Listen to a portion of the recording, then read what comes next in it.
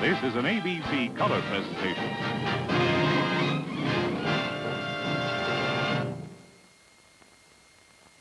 This is Mesa Verde National Park in southwestern Colorado. Years ago, it was the home of a remarkable tribe of Indians whose civilization flourished and then suddenly disappeared. We'll find out more about this strange mystery, and we'll meet a 1,600-year-old mummy named Esther today when Discovery visits the Stone Age Americans.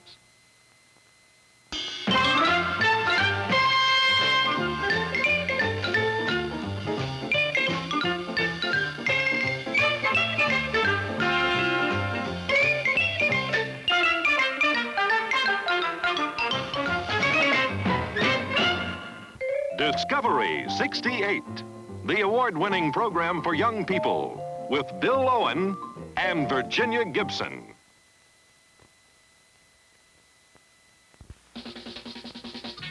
Are you children using Dad's hi-fi again? No, Mom. Dad got us a swingster. Sounds terrific, doesn't it? You bet. It's Kenner's transistorized Swingster, the small phonograph with the big sound. Take it any place. Swingster plays albums and 45s. The lift guide sets the tone arm. Swingster by Kenner. It's Kenner. It's fun. Ah! Amazing. These are just a few of the designs that can be made with Spirograph by Kenner. Change wheels, change colors.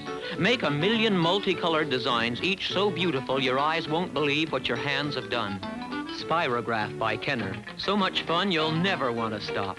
Spirograph, the world's most fascinating new toy.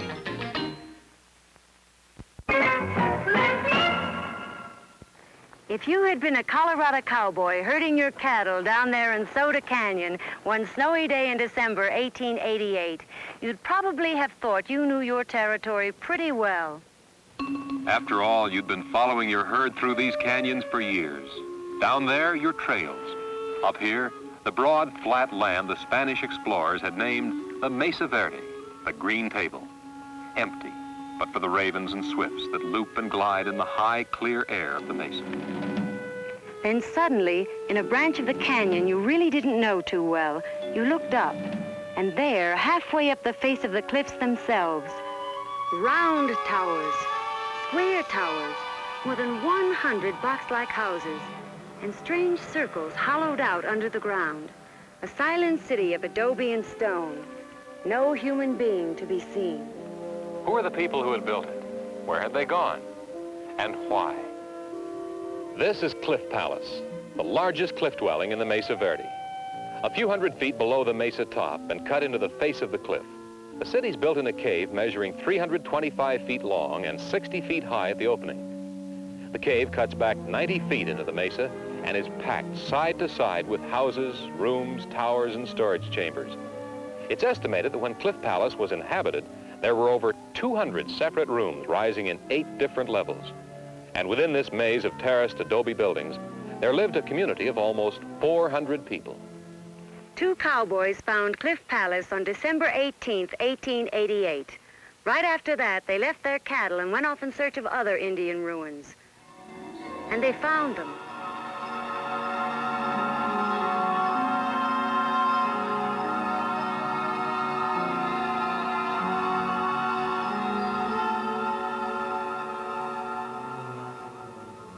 Three major cliff dwellings were discovered by 2 lonely cowboys in the space of a day and a half. These were small Indian cities, but when had they last rung with the sound of humanity? Was it a year ago, or had it been 1,000? And why were they here in the first place, hidden away in caves? What must it have been like to live in a cliff dwelling between the mesa top and the canyon floor? In a cave cut into the sheer vertical walls of the Mesa Verde, a cave which we now know as Balcony House. Below, far, far below, is the floor of Soda Canyon. Scrub oak, scraggly pine, a few mule deer, population 0. Above, a thick sandstone layer supporting the soil of Mesa Verde. In here, tucked away, a village, a small Indian town which thrived in the 13th century. This is Balcony House. There were 33 houses in this cave, some of them rising 2 or 3 stories to the roof of the cave. A handful of these block-like one-room structures are still intact. Others are only broken, jagged walls or faint outlines of definition against the stone. Balcony House has 2 of the large circular ceremonial chambers the Hopi language calls kivas. Today, they look something like open wells. But when the ancient Indians lived here, the kivas were roofed over, and the roofs formed the plazas and courtyards of the village.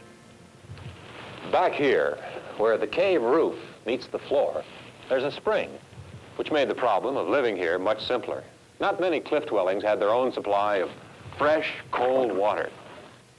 Must have made all the difference in the world to the women of the village not to have to carry water up from the canyon floor. The archaeologists' estimates of population vary. Some say 45, others as many as 65 persons made an urban home inside this cave in the years between 1200 and about 1276. How do we know the years were the 1200s? Well, Bill, experts can date ancient ruins in several ways. Among the most certain is the one which has been used very often at Mesa Verde, the examination of the rings of trees. These houses were made of stone, adobe, and wood. This pole is part of a tree. Underneath here, a plug about the size of a bottle cork has been drilled out.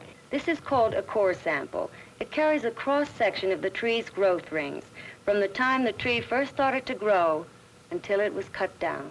It's a kind of fingerprint by which scientists can date the chopping down of the tree and with it the building of the house. The end result is accurate enough for us to know that this house was built in 1202, but that the house next door was not added until 1274. And Jenny, the Indians of the Mesa Verde had only the simplest of Stone Age tools, like this hammer stone and this stone axe. But their masonry was of a high order, and they cared about the appearance of their houses. Walls are straight, corners are nearly perfect. Even these openings, which served as both doorways and windows, were constructed with great care. The Mesa Verde Indians were such resourceful builders that they were able to make natural handicaps work to their advantage.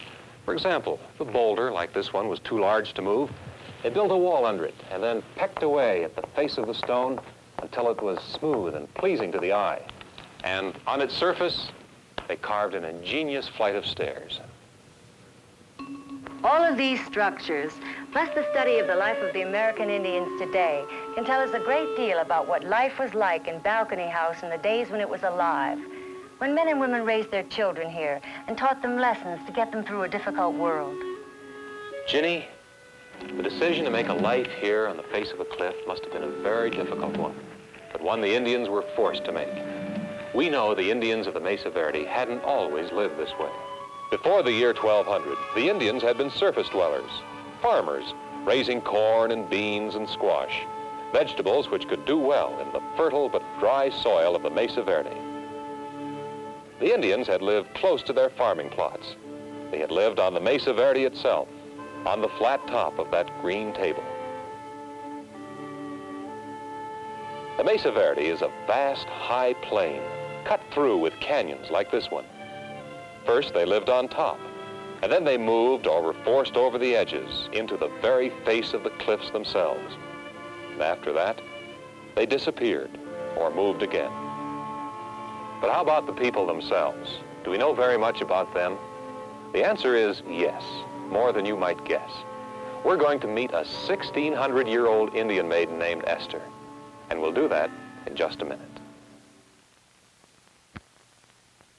This is a creature from the lost world, a creature created by you. With Mattel's strange change machine, you turn time capsules into weird creatures. You control the compression chamber, which turns these creatures back into capsules. Be the creator of a lost world with Mattel's strange change machine. Look, something's different about Mattel's baby first step. Her dress is different now, and her hair is full of soft, soft curls. But there's something more. Look at her smile. Baby First Step has that happy smile because she's the one who can walk and skate. And come straight to you from Mattel.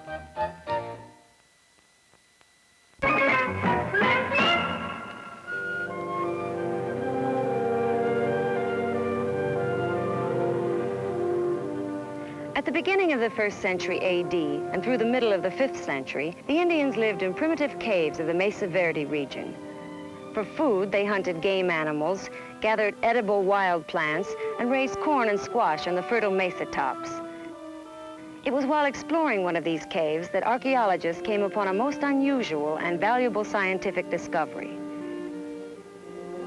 The mummified body of a young Indian woman who lived in the Mesa Verde region about 1,600 years ago. She was a member of the group which archaeologists call the basket makers. She's a mummy, but a natural mummy, not a product of embalming fluids and artificial wrappings like the mummies of Egypt. This is Esther. Esther died at about the age of 20, and she was placed in a cave near Durango, Colorado. In the dry air of the cave, her body did not decay, and so she came down to us, a silent messenger from the dark past. Museum experts, out of affection, have named her Esther. She is really a Stone Age American girl, an illustrated wordless page from our country's early geography books. Early as she is, Esther still doesn't belong in the first chapter. The story of the Stone Age Americans started at least 15,000 years ago, when man first began to appear in North America. They had come from Asia, crossing to Alaska and then moving south. They were hunters and nomads. They kept on the move in search of the animals they hunted. We don't know very much about them, but we know they were here, and we know they're the ancestors of a lot of today's North American Indians. These are the basket makers, the people of Esther's time. They were farming Indians who had no homes and lived in whatever caves the land provided. They were the first farmers of this area. When they came to the Mesa Verde, they brought with them the corn and squash which they raised. Corn was their basic food. They didn't use pottery, but they made baskets, which they used as all-purpose containers. They knew the dog and used his hair in weaving sashes and sandals and bags. There was no bow and arrow, but they did have a weapon called an attle-attle. It was a throwing stick which threw long, dart-like arrows. They lived simple lives, but they experimented and worked out new ideas. They handed down many, many things to those who came after them, including their own immediate descendants, the modified basket makers. It is now between 450 and 750 A.D. The Indians have developed pottery and adobe for the plastering of their dwellings, and they have taken to the use of the pit house, the earliest surface dwellings found on the flat, open areas of the Mesa Verde. And there is now the bow and arrow. Beans came into use, and women learned how to thresh them and cook them. And as a result, protein came more and more into their diet. They had the stone axe and the maul and other stone and bone tools. There were more people, and they were stronger and healthier. By the end of this period, there were hundreds of pit house villages in the Mesa Verde and the surrounding area. And it was this period that saw the development of the domesticated turkey. And when the wild turkey became a pet, the Mesa Verde Indians had the only two domesticated animals they ever knew, the dog and the turkey. This is a typical Mesa Verde pueblo of about 850 A.D. The houses are joined together in long, curving rows facing south. In the front are two underground ceremonial rooms, kivas. One of them is complete and the other is under construction. It is probably early fall, judging by the crops and the activities. People are drying their food, building houses, dressing animal hides, and in some cases, enjoying that byproduct of a more developed society, doing nothing at all. This, too, was a peaceful period, with the population growing and the people spreading out over a wide area. But then something happened. Something came along which drove these farming Indians over the edge of the mesa and into the sheer vertical sides of the sandstone cliffs. This is how one of the Mesa Verde Indian cliff dwellings must have looked during the period of its greatest activity. There were well over 100 rooms used for sleeping and storage. Most of the life was lived out of doors, in the open courts and on the house roofs. But for the first time, the element of danger is present. There are towers. The villages themselves have been moved into caves. There is evidence of a complicated system of warning and defense. Why? Had marauding bands of warlike Indians suddenly appeared on the mesa tops? The answer is a very probable yes. But in the caves, with all the increased hardships, the life of the Indians of the Mesa Verde reached the highest point in its development.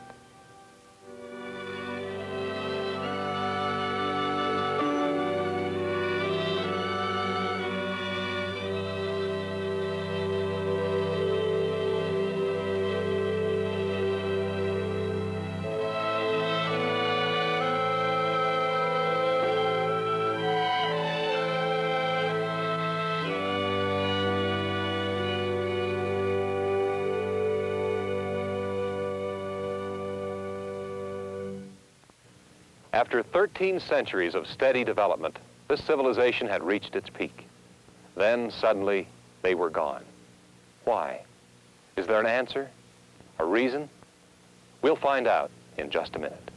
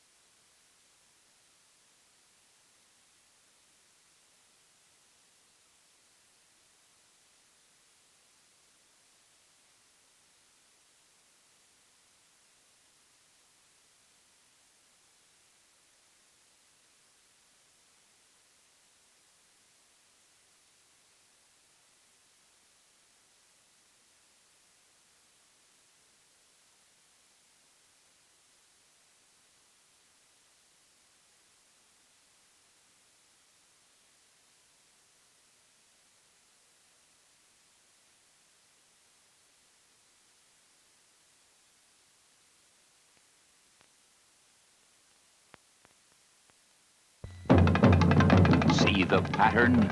Now, got it? Can you recall it? That's Recall. Recall, Milton Bradley's fascinating new game, perhaps the greatest game of all time. You set a pattern for the other players to match. Make it as difficult as you wish. You start the mechanism and the pattern ticks around. Can the others match the pattern you've set?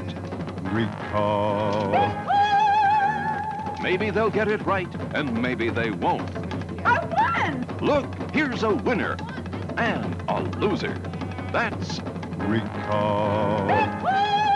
It's exciting, it's absorbing, it's challenging. It's great. Yes, Milton Bradley makes the best games in the world, and Recall may be the greatest game of all time. Recall. You must get Recall.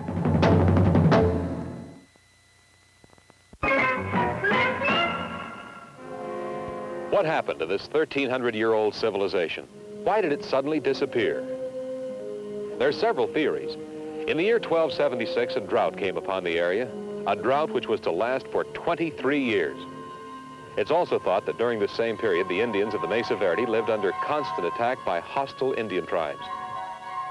To better understand what happened, let's examine some of the things we do know about their daily lives as they lived in cliff dwellings such as Balcony House.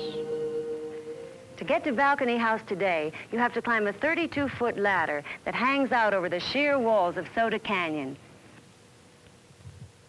When the Indians did it, all they had were handholds and tiny toehold notches.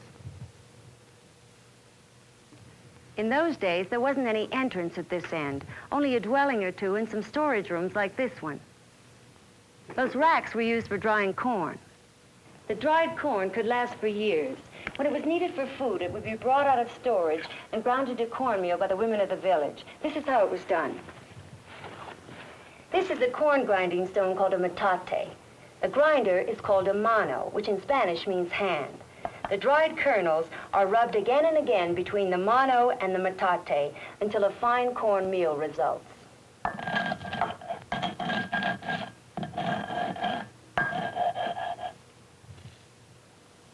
Like this.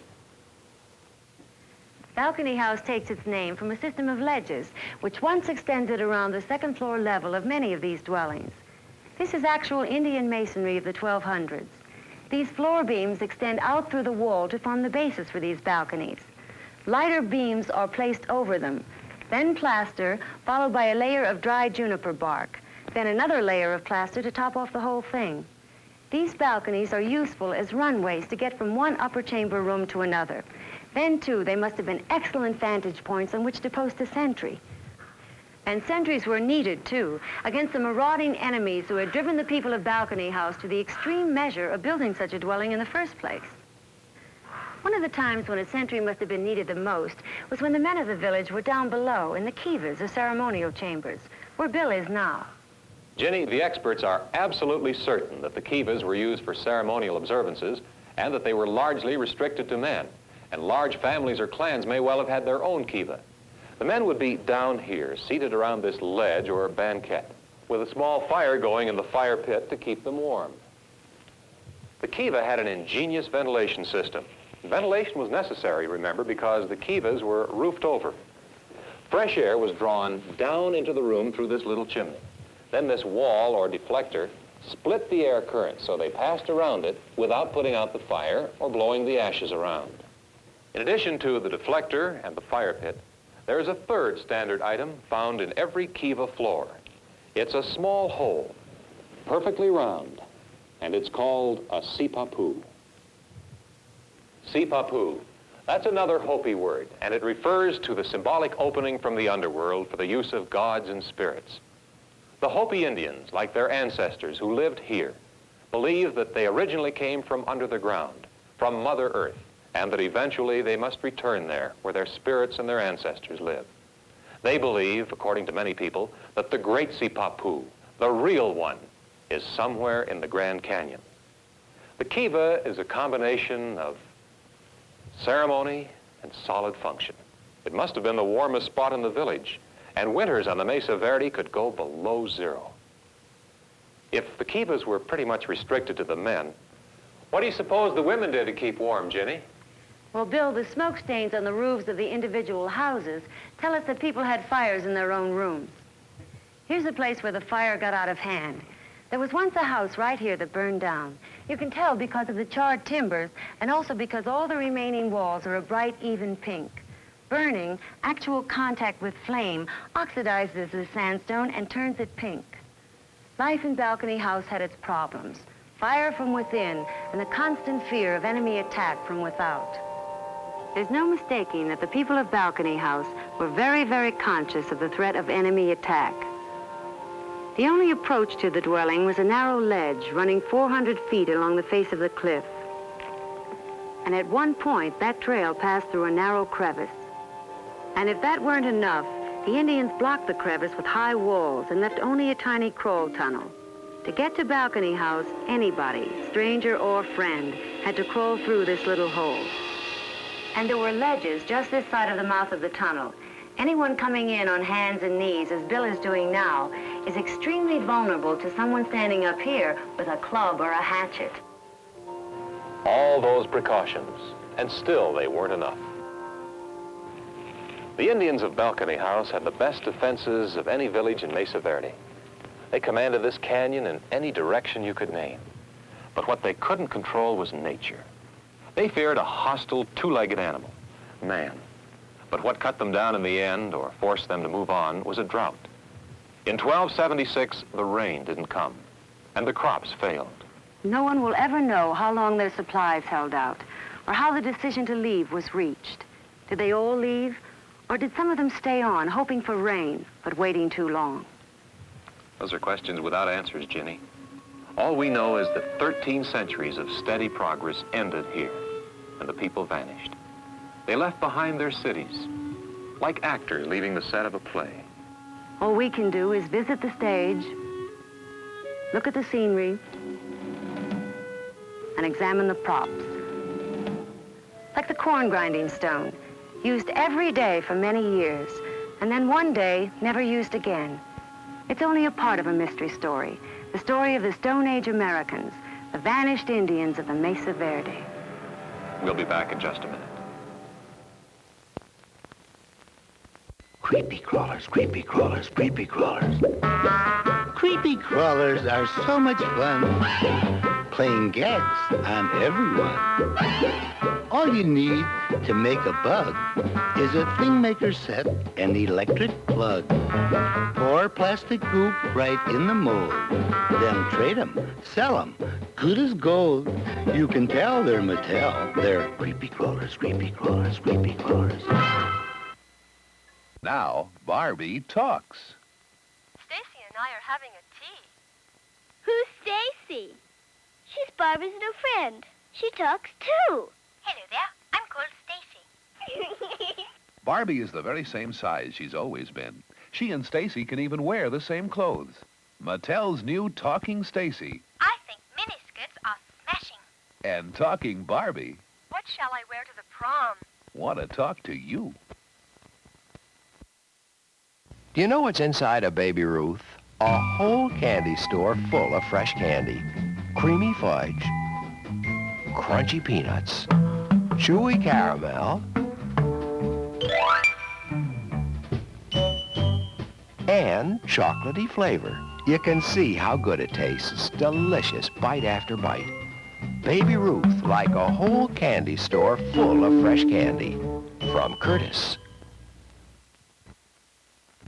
Here's a new kind of pudding and you can make it. It's called Shake-a Pudding and all you do is shake it. Shake, shake, Shake-a Pudding. Shake-a Pudding dessert mix from Royal. Add water, powder, and... Shake it in the park, shake it in the pool, shake it for dessert, shake it after school. Real pudding in your favorite flavor. 4 complete servings. Shake, shake, Shake-a Pudding. What a crazy way to make a snack.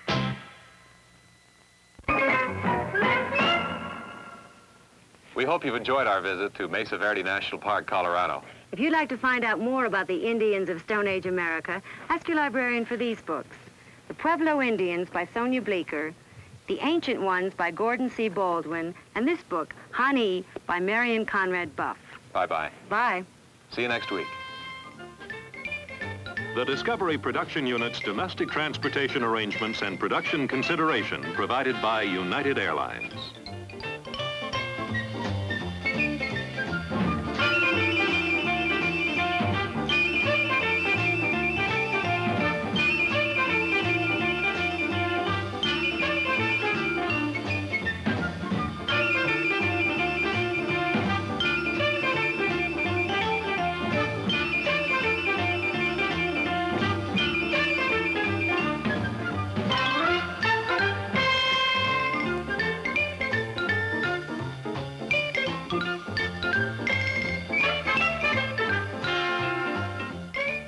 This has been a Jewel's Power production in association with ABC News and Public Affairs. U is for United. United services that help children, young people, families, the elderly, the sick and the handicapped. W is for Way, the united way that works many wonders. Pledge your fair share. The United Way. Help the Boys Clubs of America today, and you'll help yourself to a better USA.